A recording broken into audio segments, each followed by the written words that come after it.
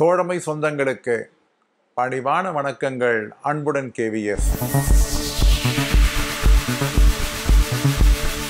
ஓய்வூதியதாரர்கள் ஏற்கனவே கம்யூட் செய்திருக்கக்கூடிய அந்த தொகையினை 11 ஆண்டுகள் அல்லது 12 ஆண்டுகள் முடிந்த பின்னால் திரும்ப வழங்கிட வேண்டும் என்கின்ற அந்த கோரிக்கையை வலியுறுத்தி அனைத்து இந்திய அளவிலே ஒவ்வொரு மாநிலத்திலும் மத்திய அரசு ஊழியரால் வழக்குகள் தொடுத்த வண்ணம் இருக்கின்றன. பல தீர்ப்புகள், சாதகமான தீர்ப்புகளும் வருகின்றன, ஒரு சில பாதகமான தீர்ப்புகளும் வெளிவந்திருக்கின்றன.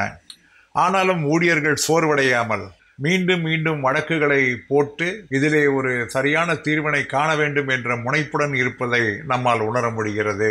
தற்பொழுது அஞ்சல் துறை இந்த கம்யூட்டேஷன் ஆஃப் பென்ஷன் குறித்து அஞ்சல் துறையை சார்ந்த ஓய்வூதியர்கள் யாரேனும் நீதிமன்றத்திலே வழக்கினை தொடுத்தால் அதனை எப்படி கையாண்டிட வேண்டும் என்பதற்கான அறிவுறுத்தலை வழங்கி இருக்கிறது.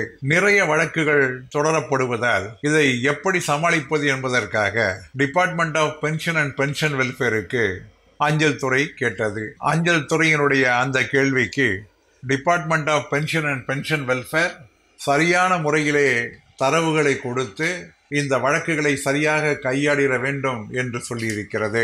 சரியாக கையாண்டிட வேண்டும் என்பதற்காக லீகல் மினிஸ்ட்ரியிடம் இது குறித்து அதனுடைய அறிக்கையை கேட்டு அஞ்சல் துறை கடிதம் அனுப்பியிருக்கிறது.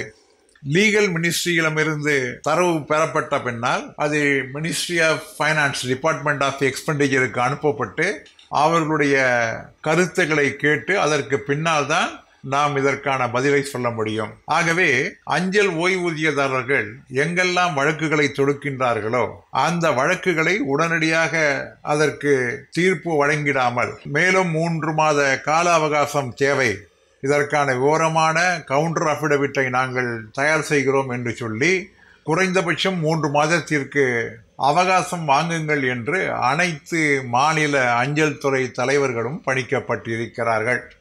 அஞ்சல் துறையினுடைய ஓய்வூதியதாரர்கள் கம்யூட்டேஷன் குறித்து வழக்கினை தொடுத்தால் அதை உடனடியாக முடிவு செய்யாதீர்கள், நாங்கள் பதிலளிக்க எங்களுக்கு 3 மாத கால அவகாசம் தாருங்கள் என அவகாசம் கேட்டு இந்த வழக்கினை முடிக்காமல் பார்த்து கொள்ளுங்கள் என்று அஞ்சல் துறை 28/1/2025 அன்று அனைவருக்கும் கடிதம் அனுப்பியிருக்கிறது. என்ன தோழர்களே, பார்த்தீர்களா?